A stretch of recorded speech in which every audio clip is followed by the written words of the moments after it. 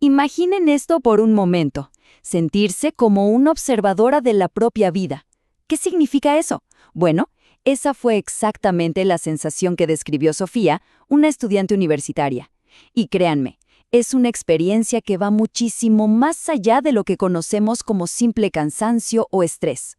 Por eso, hoy vamos a meternos de lleno a desentrañar por qué eso que tantas veces etiquetamos como, no sé, agotamiento o pereza estudiantil es en realidad una señal de una crisis mucho, mucho más profunda. Vamos a ver cómo la apatía, a veces, es un grito de auxilio silencioso. Y para entenderlo, conozcamos la historia de Sofía. Con 21 años, era la típica estudiante de derecho que todo el mundo admira, ¿no?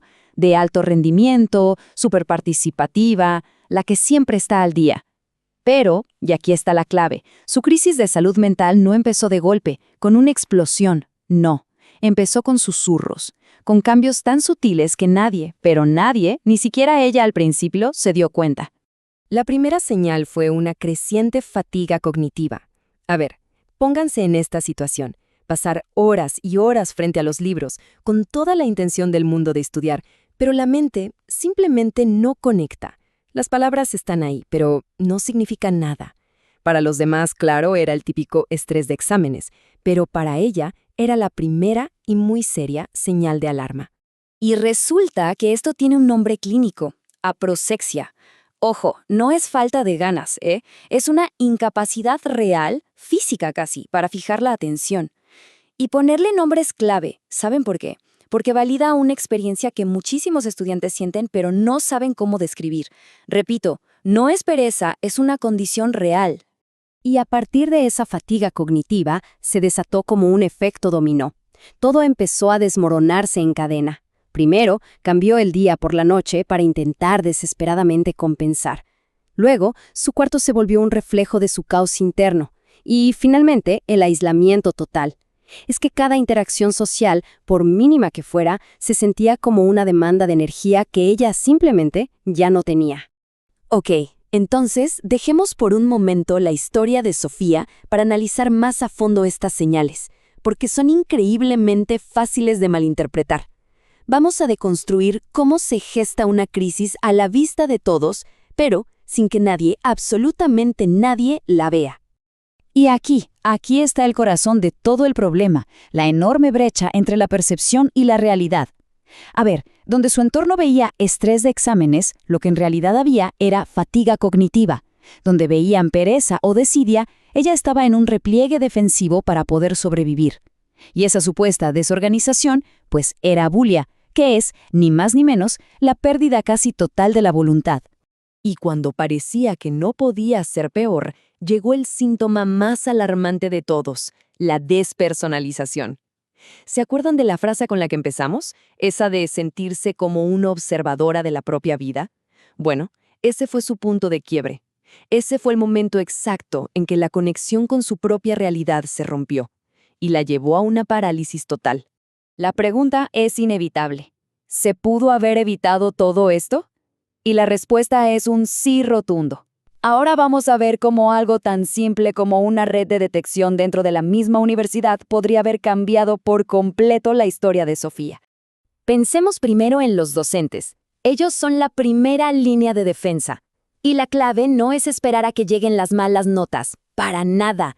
Es notar esos cambios sutiles, la participación que de repente baja, esa mirada que se pierde en clase. Y la acción es increíblemente simple, un acercamiento privado, empático. Algo como, ¿hay algo en lo que podamos apoyar?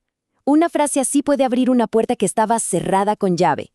Y luego, claro, están los compañeros, los amigos, que muchas veces son los primeritos en notar el aislamiento. Y aquí hay una técnica que es simple pero súper poderosa, la presencia sin presión. ¿Qué es esto? No es bombardear a preguntas, no es exigir respuestas, es mandar un mensaje que simplemente diga, oye, te extrañamos hoy, no tienes que responder, solo para que sepas que estamos aquí. Para alguien que se siente totalmente abrumado, créanme, eso lo es todo. Bueno, una vez que se detecta el problema, se puede activar todo un equipo multidisciplinario. Y miren qué interesante cómo funciona. La psicología entra para contener la crisis interna. La terapia ocupacional ayuda a reconstruir esas rutinas que se perdieron, como el sueño o el orden. El trabajo social se fija en estresores externos, como el dinero o las becas, y hasta la sociología tiene un papel, analizando si la cultura de la universidad es parte del problema. Es una respuesta de 360 grados, una respuesta verdaderamente integral. Y algo que es importantísimo, la solución no tiene por qué ser dejar la carrera, no. Para eso existe algo llamado Plan de Continuidad Académica, que funciona como un puente. Es un puente que reconoce que una crisis de salud mental es una condición temporal, algo que necesita apoyo, no una sentencia de fracaso académico. Ok, ¿y cómo se ve ese puente en la vida real? Pues con medidas súper concretas. Por ejemplo, 1. Reducir la carga académica sin que eso te penalice o te haga perder beneficios. 2. Tutorías entre pares, que son geniales para reconstruir la confianza en uno mismo. Y 3. Algo tan básico como tener salas de calma en el campus, lugares para simplemente respirar y desconectar. La idea es integrar la salud mental en la vida académica, no tratarla como algo aparte. Entonces, volvamos al principio. Después de todo este recorrido, de ver la historia de Sofía y las posibles soluciones, ¿qué es en realidad la apatía estudiantil? Yo creo que es hora de que la redefinamos por completo. Y aquí está la conclusión fundamental, la idea central de todo esto. Lo que desde afuera parece desidia, pereza, falta de interés, es, muy a menudo, una petición de ayuda silenciosa.